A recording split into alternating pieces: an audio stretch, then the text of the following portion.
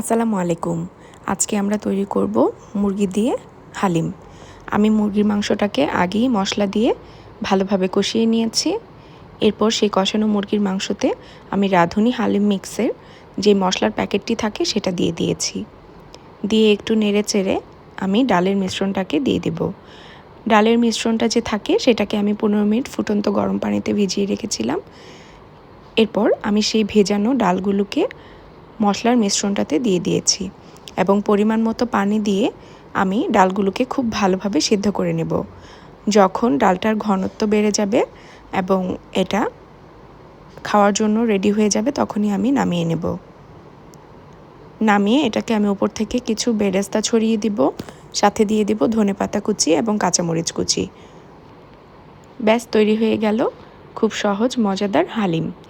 এর উপরে আদা কুচিও দেওয়া যায়, যেহেতু আমার কাঁচা আদা পছন্দ না তাই আমি ব্যবহার করিনি।